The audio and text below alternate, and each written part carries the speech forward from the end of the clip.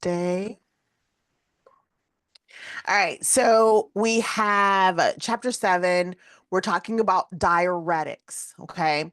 We have some things that we're going to bring it all together, and we have some poll questions, and then we're going to wrap it all up. Not a long live session, but information that's going to be really important as you guys begin your journey as surgical techs. So, chapter 7. Now, as we go through the course, I want you to think about these 3 questions, okay? We will be answering them throughout the live session. How do diuretics work? What type of patient may come to surgery on long-term diuretic therapy? And why are diuretics used intraoperatively? Like, why are we using them in the operating room in the first place? So let's get into our learning objectives for this evening. We've got to talk about the abbreviations. I feel like that's almost every learning objective in pharmacology. We're going to talk about the purpose. We're going to actually look at how the kidneys do their thing and then break down structures like the nephron. We're going to talk about the long effects, like when people are on these diuretics for a long term and how it kind of relates to our surgical patients, and looking at the difference between intraoperative, long term, and then the categories. Okay. But right off the bat, what are diuretics? Well, let's watch this really quick video that is shared with the patient. So let's see what they see.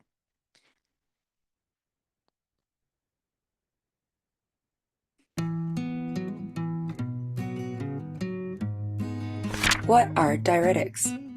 Diuretics cause your kidneys to make more urine. Because this reduces the amount of water in your body, they are often called water pills. Diuretics can lower your blood pressure or can treat fluid buildup in your body caused by heart failure. This will improve your breathing and reduce swelling. Non-potassium sparing diuretics like furosemide or Lasix and metolazone or Zeroxylin tell your kidneys to release extra water and potassium. What are the possible side effects of diuretics? Side effects may happen, but may go away over time. You may feel dizzy, drowsy, or tired. To avoid dizziness, stand up slowly after lying down or sitting. To reduce nausea, diarrhea, or constipation, take your diuretics with food. Your skin. All right. It was getting ready to go into a lot more detail than we need to cover. I just wanted you to kind of see what a diuretic actually even is. In the perioperative phase, patients on long-term diuretics, they're using it to manage chronic conditions like hypertension, congestive heart failure. They face an increased risk of hypokalemia. Do you guys know what that is? Hypokalemia. Hypo meaning low, Low kalemia. potassium? Yes, low potassium levels. That is correct. And that is significant because it can lead to dangerous cardiac dysrhythmias during anesthesia, sometimes resulting in the need to cancel the procedure to avoid any potential complications. Now, we look at different medications administered. They're reducing body fluids by preventing reabsorption of sodium and water by the kidneys. So there's a lot of different subcategories that are used, okay? We, again, looking at those patients that unfortunately do have hypertension, that do have congestive heart failure, or even glaucoma. So they're going to be a little bit, not necessarily, we're just going to be on a little bit higher alert before they even come back, if they come back to the operating room, okay? Now, electrolytes, they are minerals. They're made up of electrically charged particles held together by ionic bonds. The major electrolytes in the body include sodium, potassium, calcium, chloride, magnesium, and phosphorus. These electrolytes are really important for cellular function and are found inside and outside of our cells, primarily acquired through what we eat, ingest, and of course, water. Now, most diuretics work by causing the body to excrete fluids as dilute urine, which helps us to lower our blood pressure. Now, by increasing fluid elimination, diuretics reduce blood volume, which in turn decreases the pressure on blood vessels and allows the heart to do what it needs to do, like pump more efficiently without having to use a lot of force. The renal system's primary purpose is to maintain homeostasis by filtering out blood and removing excess water and solutes, such as our sodium and our potassium. Now, the filtration process itself is driven by pressure, and this occurs on the microscopic units called nephrons. And these nephrons help the kidneys just manage water and waste just a little bit more effectively. Now, again, we're just kind of going through our system. Now, blood enters the nephron through the afferent arteriole and flows into the Bowman's capsule. Now, this is where filtration of different fluids and solutes occur through a membrane.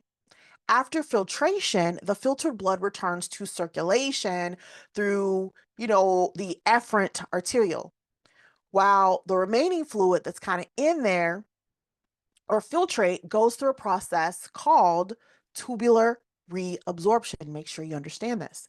Tubular reabsorption occurs in the proximal convoluted tubule and the ascending and descending limbs of the nephron loop. Just extra information. You're not going to get any questions on where is it occurring at what loop, okay? But just so you kind of know. Now, this does allow the body to absorb water and all of the essential substances and bring it back into our bloodstream. After tubular reabsorption, the filtrate receives waste materials, like things that do not need to be in our system, like potassium, creatine, hydrogen ions that come from blood surrounding the tubule. Now, this process called tubular secretion. Make sure you understand the difference between reabsorption and secretion. Now, secretion occurs in the distal convoluted tubule to really just get rid of the waste and help control our blood pH. From there, the filtrate, which is kind of like all the stuff, moves to the collecting duct, where additional waters come in, it's absorbed. It then flows into the renal pelvis, down the ureter, and into the bladder. Now, when how do I say this without giving it away? When the filtrate is finally excreted, what is it called?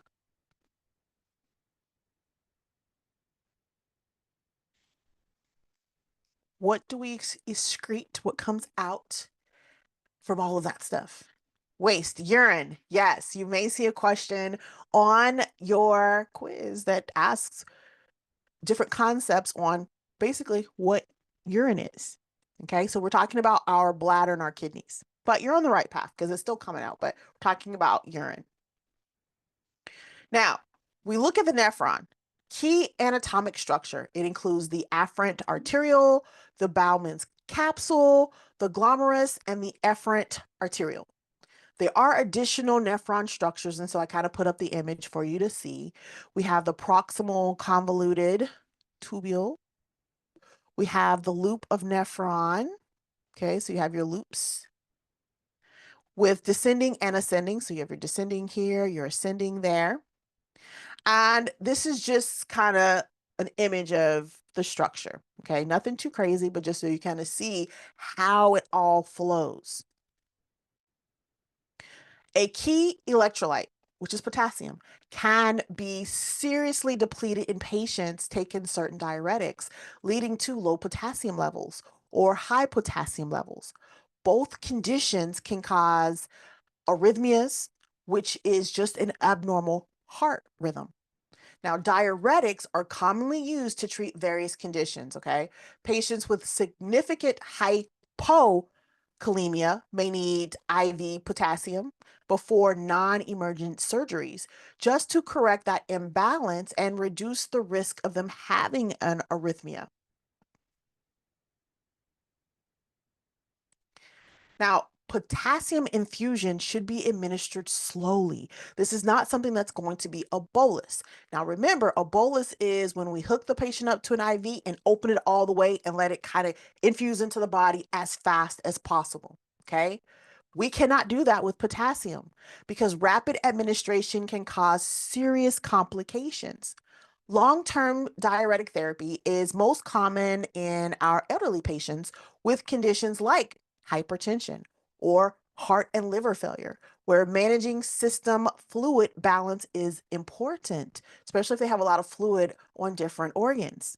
Now, when we talk about sepsis and septic shock, fluid management also is important due to inflammatory responses that causes wide stream blood vessel dilation and increased permeability, leading to the fluid kind of leaking out to the surrounding tissues, resulting in low blood volume and tissue edema, which is just that swelling that you see when it happens.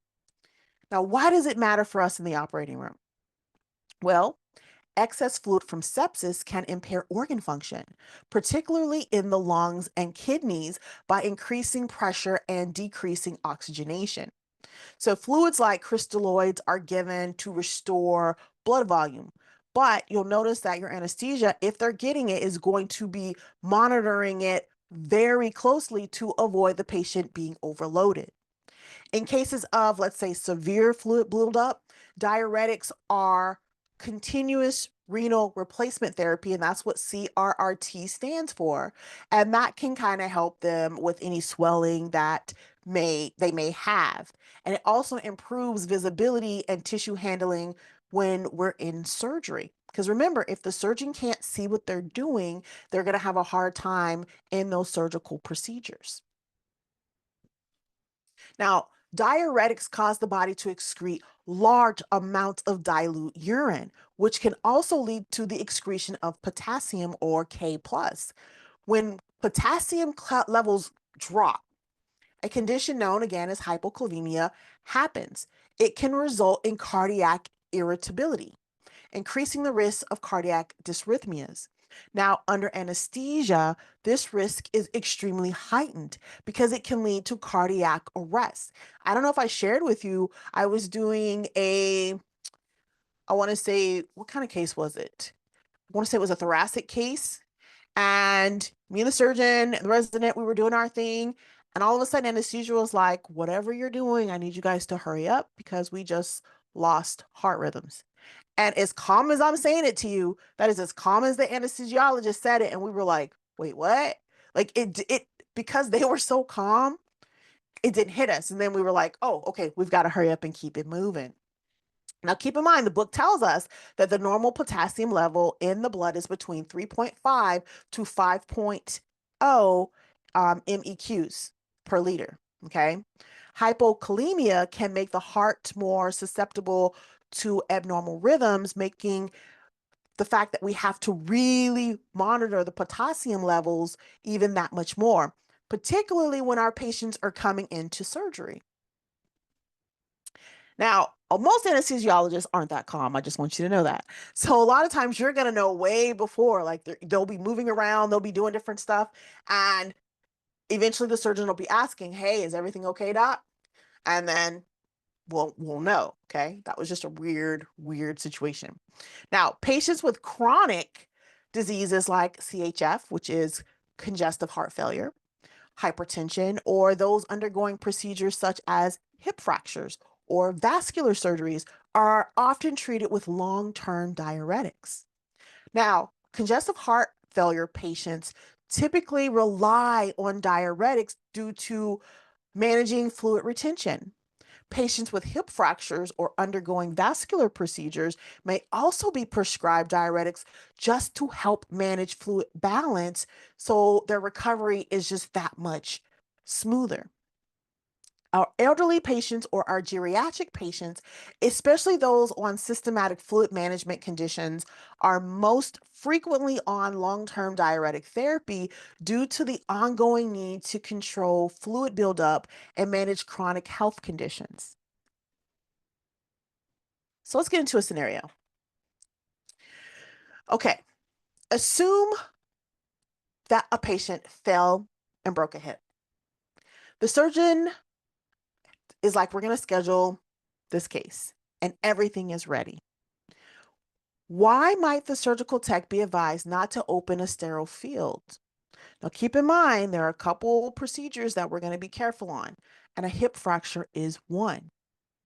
Now, without even knowing anything, if they say, hey, anesthesia is like, hey, we're going to hold off, do not open anything yet. Just based on what we just talked about, what could be one of the reasons why? Remember, okay, I can't say anything else. What would be one of the reasons? Think about the normal range of certain things that we talked about and look at what the range is on patient is risky to have surgery. That is correct, but why? So one thing that since I'm helping with the CST exam, taking it even further. So what they've been doing is they'll ask a question on the CST and they'll carry that concept throughout. So for us, there's certain concepts that we know. We know that a fractured hip is problematic, right? They are risky. We look at their potassium levels, 2.9. That's it. The potassium level is low.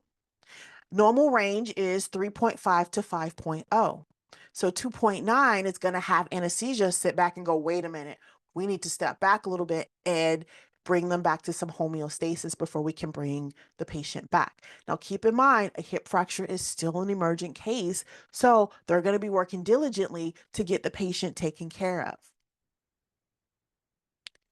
Okay, now we look at the fact that even a slight deviation in the body's potassium, either too high or too low, can cause serious problems under cardiac issues when that patient goes under anesthesia. Potassium plays such an important role in heart function and nerve signaling. If potassium levels are not within the normal range, the patient is at risk for increased irregular heartbeats, and that's what arrhythmias are, which can be dangerous or even fatal during surgery. And that's one thing we do not want happening in the operating room. Now, the anesthesia provider, they're going to be responsible for assessing and correcting potassium levels before proceeding with the surgery, just to make sure patient is safe. If the potassium levels is out of range, surgery may need to be delayed until it's corrected. So you kind of think of life over limb, right? Like, we really want to get that hip fracture fixed. However, we're not going to bring that patient back and risk their life.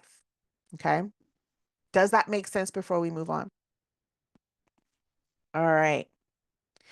Now, diuretics are sometimes used intraoperatively to provide a rapid temporary reduction in fluid volume. Now, this can be necessary in certain situations like managing fluid overload or trying to reduce swelling during surgery. Now, diuretics, again, help the body excrete large amounts of dilute urine, which decreases the amount of fluid in the system. This is definitely beneficial in reducing edema, or in our case, in the operating room, trying to control fluid balance. Okay. So what do? Some of the things that you will see happen is an indwelling urinary catheter. Catheter insertion is going to be done before surgery, not all cases, but in most cases, especially when it's a anticipated longer case, to monitor the patient's urinary output. Now, keep in mind, diuretics cause increased urination. So the catheter allows the entire team, not really us because we're scrubbed in, but our circulator and our anesthesia provider, they have an idea of exactly how much urine is coming out so they can measure fluid loss. We do measure intake and outtakes in the operating room. So that drainage bag that's connected to the catheter will collect and help track the amount of fluid that's coming out of the patient. So, what is our role? Now, although diuretics are rarely administered directly in the OR on our back table, it is still important for us to just understand the effects of diuretics on fluid balance. Monitoring urinary output is going to be so important in assessing the patient's response to diuretics during our actual procedure. Remember, we've got to sometimes think 3 times ahead. So if we're hearing different stuff, we're looking at our back table and thinking, what are they going to need next? What is going to be our next move? Are we about to close this patient? Okay. So let's think about this. How might an anesthesia provider and their decision to delay surgery for potassium so they can correct impact the overall surgical outcome? What role do you think we as surgical techs play in preparing for this potential delay? There are no wrong answers. I'm just curious as to what you think. Put yourself in that shoes. You're getting ready to set up your case. It's a hip fracture. Okay. You got everything you need. The reps coming in because they're trying some new type of instrument. You've got your gown, you got your gloves ready. You haven't opened up yet, but you're getting ready to. Before you mask up, you hear, do not open. Anesthesia's running down the hall. Do not open. And you're like, okay, let's start with the first one. The decision of that anesthesiology or that anesthesia provider. What do you think that did for that surgical patient? What is going to be the ultimate outcome? And you can think of it from the surgeon. How's the surgeon going to feel about the patient? Any type of aspect. Okay. Put yourself in those shoes. What do you think? So are you saying basically like the anesthesiologist is basically going to do whatever is best and safest for the patient, right? Yeah. Yes. Yeah.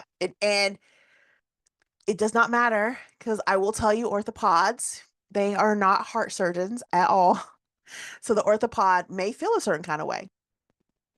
Okay. Their case is being delayed. But the anesthesia, and I love how Fantasia said it, they're going to help have a safer surgery. That delay, it may not even be that long, right? 2.9 is not that far from 3.5, right? It may be delayed 30, 45, maybe an hour, right? So it's not going to be necessary. It's not like it's going to be like days, okay? That anesthesiologist just pretty much saved that surgeon, saved the team, and ultimately helped that patient have a better outcome, okay? For us, it may require the adjusting the schedule a little bit. Maybe they have another case that's an appy. Well, sorry, orthopod, I need you to step back a little bit. We're going to get this appy in and get your case back. Or maybe they have like a little small knee scope that they can bump and change. Okay. They can adjust the schedule. That's not a big deal. Sometimes we have to prepare additional equipment like an indwelling catheter that maybe we didn't need before, but because this patient has already got some type of urinary issues and we know their potassium was low, we're going to now put in an indwelling catheter just to make sure we're monitoring the outflow that much more. Now, keep in mind that delaying a surgical case, you will feel it. It's going to be a little frustrating, but ultimately, the patient's advocate, right? Anesthesia is the patient's advocate. We are all the patient's advocate. And anesthesia did the right thing in this particular scenario. Now, understanding the importance of potassium management is so important. We support the team by staying informed, by being prepared, by minimizing any disruptions of the workflow and helping the patient have a stable surgery, keeping everything kind of calm until we can get that patient back. The overall goal is to see if it's possible to be brought to normal range. If not possible, reschedule. 100% correct. Yes, you're going to hear the surgeon maybe say another delay, right? Yes, you may hear your case has to pause. We go with the flow. Okay. Scenario 2. We have a 28-year-old man, or 82-year-old man. See how I flipped that? We have an 82-year-old man with congestive heart failure. He's coming in for a femoral embolectomy. So we're getting ready to take out an emboli, so that it doesn't travel up to his heart already. Okay. His levels are 2.7. The patient's potassium level is significantly low, because remember 3.5 to 5.0 is that normal range. And I'm going to constantly say that throughout tonight's live session, because you may see that again. 3.5 to 5.0 is the normal range. Now, the patient has hypokalemia, can increase the risk of cardiac arrhythmias, especially during surgery. In his case, his procedure is extremely urgent. Now, again, the hip was big, right? But life over limb. This one's a little bit different. This patient requires urgent surgery due to the femoral embolism. It's a catch-22, double-edged sword. Okay, potassium's low, and this patient has a femoral embolism, which is a life-threatening condition. Okay. However, the low potassium levels pose a serious risk, particularly during the anesthesia phase. So here's the immediate action. Despite the low potassium, the decision is made to proceed with the surgery. Again, double-ended sword. Got an 82-year-old, got an embolism or femoral embolism, and he's got low potassium, which are both serious. Potassium supplement may be administered to stabilize the patient, but of course, this patient is going to have to be extremely monitored closely. So some considerations. We may have to bring in cardiac monitoring. Continuous cardiac monitoring is going to be important because the procedure is so risky. We need to detect any arrhythmias caused by that low potassium. The patient may also have potassium supplements. Can be administered, of course, slowly. We're not bolusing anything. We're doing a slow drip during surgery, either through IV infusion or as part of the patient's overall management.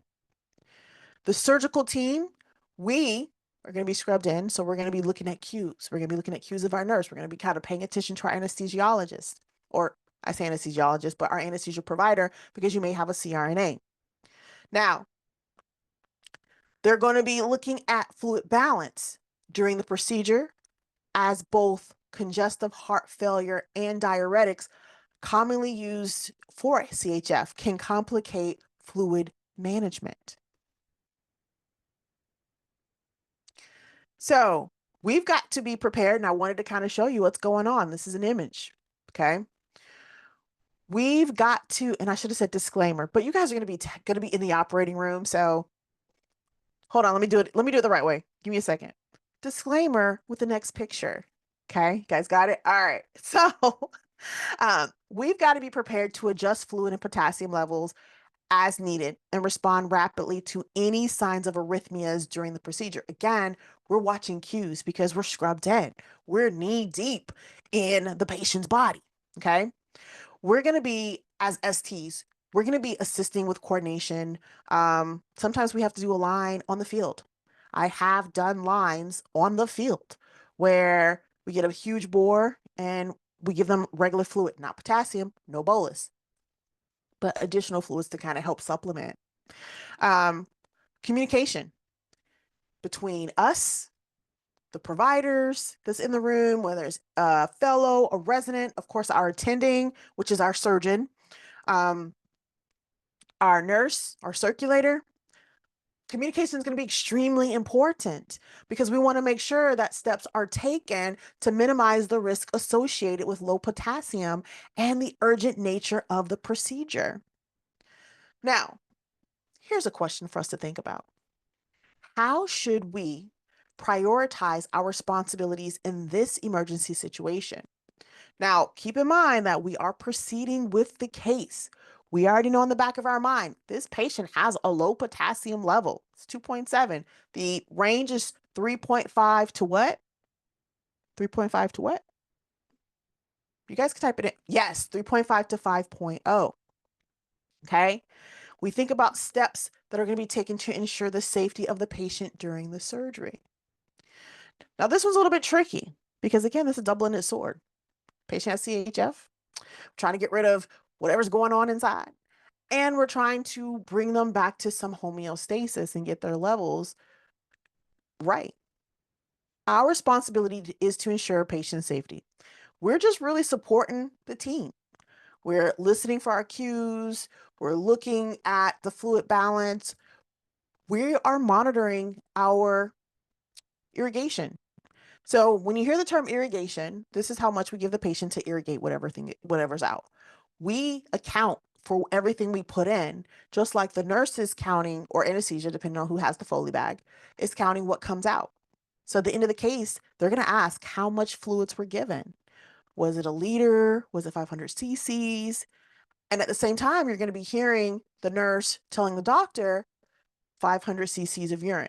Okay, well, then that's a balance. Granted, it's not always going to be that perfect 500 in, 500 out, but you guys get what I'm saying. We may have to prepare necessary equipment. We're going to ensure that our equipment, our instruments, maybe we have a cardiac monitoring cords coming up on the field, right? As well as IV lines for potassium infusion. Maybe they couldn't get a line earlier, so now we're going through the femoral artery. We have done it. It's kind of weird on that one because usually that's for huge boluses, and we don't do boluses for potassium. But if that's where they have to go, that's where they have to go. If the anesthesia provider orders an IV, that's going to be really important because that's in our mind, we know, okay, they're going to give the potassium via IV. We just have to make sure that the infusion is being administered according to protocol. If it's coming on the field, sterile technique, asepsis, okay? We're making sure that nothing is contaminated.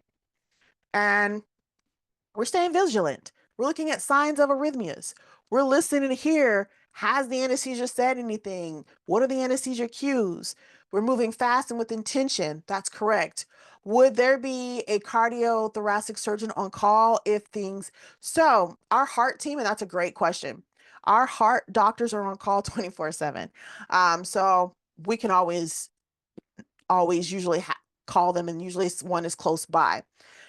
There are times when, and I'll share this with you guys, when the heart team is not there, they'll call us on evenings, especially for an evening shift. Let's say there's lines that we got to do. We got to do an ECMO. We will start the case because the patient can't wait, and then the heart team will take over. Normally the heart team takes over when we're closing, but you guys got to get the gist. We've got to do what we got to do for our patients. And that's usually in the children's hospital. And I'm sure the adult hospital is exactly the same. Like the heart doctor's there, they're calling in their team. And usually when you're on call, you have about 30 minutes. And for some cases, we don't have 30 minutes. So we go in, but that's a great question. Usually we have a thoracic cardiosurgeon in-house or on call. Okay. The other thing we do is we ensure surgical field remains clear, as limb-saving procedures must proceed without delay. Now, we got to be mindful of the patient's cardiac condition. And I love that question. I love how you're thinking. We also are open with communication between anesthesia. Sometimes you'll hear one of us say, "Hey, doc, everything good?" We're usually on first name basis in the operating room, so just keep that in mind too. But that's going to be the climate, the culture. Some facilities aren't, okay? So also keep that in the back of your mind.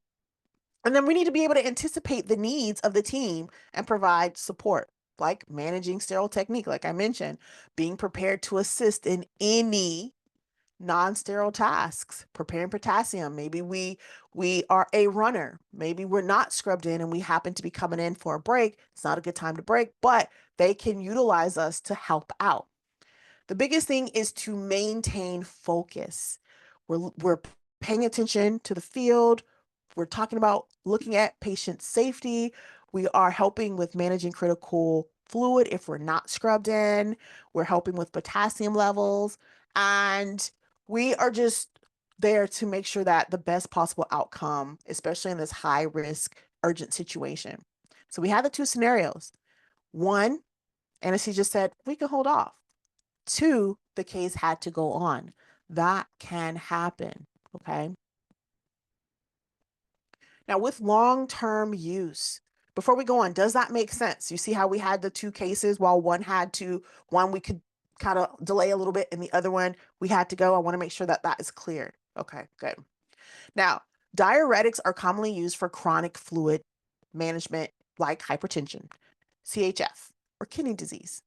These medications help maintain proper fluid balance over extended periods and manage conditions that cause fluid retention.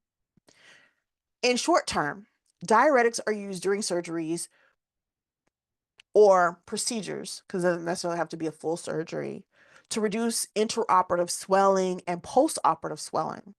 They may also be indicated to lower intraocular, intracranial pressure or protect kidney function, especially in situations like overload or acute kidney injury. For postoperative use, which is after surgery, diuretics continue to play an important role in, kind of helping patients with swelling by reducing the potential fluid retention, which can aid in a faster recovery and improve the patient's outcome.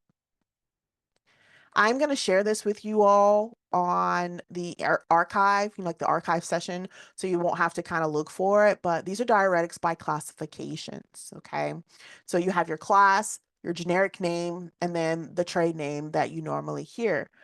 On here, most of you probably have heard of Lasix the most, right?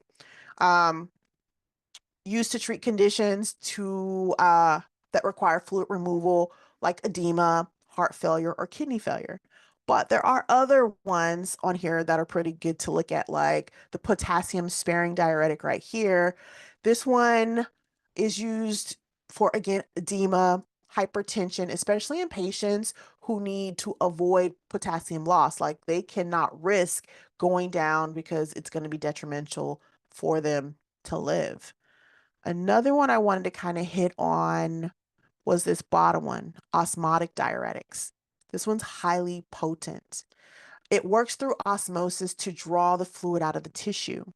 It's often used in acute situations like cerebral edema or renal failure to reduce the pressure in the brain or the kidneys. Keep in mind, on renal failure, their kidneys aren't functioning that well. And if the patient has a lot of pressure on the brain, we want to get that off. So that's going to be the one drug that they're going to grab just to kind of help the situations for that patient. Now, all of these classifications help in selecting the appropriate diuretic for managing fluid balance, and that's going to depend on the patient's condition and specific needs.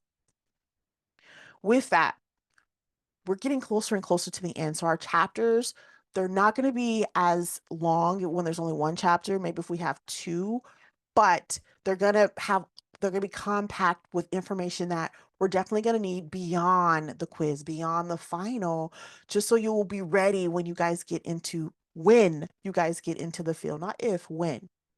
Now, before I do have some poll questions for you, but I want to know, what questions do you have for me? And I'm looking over here to see if you guys have any questions for me. Computers. There we go. Okay. Since there are no questions, I have 10 questions, 5 true and false, 5 multiple choice. For those of you who are watching, you're going to have the same opportunity as everyone here, okay? I'm going to give you guys about 5 minutes. There are, how many of us here? 21, but I know like 5 or 6 are not able to kind of participate. So you guys just make sure you're looking at the archive at this section. So here's a question. Are we going to be able to have access to review our midterms? I will ask Ms. Shrooms about the policy because things have, slightly different. So I will ask her. Let me ask her right now while you're here, and then I will be able to let you know. I have emailed some of you all with feedback. So make sure that you look if I've emailed you. So I know some of us don't check our emails regularly. Not off the top of my head, I don't remember who I emailed, but if you are concerned about your score, maybe you didn't score what you would like to have, I probably definitely have emailed you. So just go make sure you check because that's going to have your missed concepts already. And I believe I have the overall class missed concepts up. Let me check. So I think I did that already. I try to get it faster up for midterm so we can have it for our final. Give me a second to check. Module 310. Because I think I have it for both of you, both classes up. But let me make sure before I say yeah.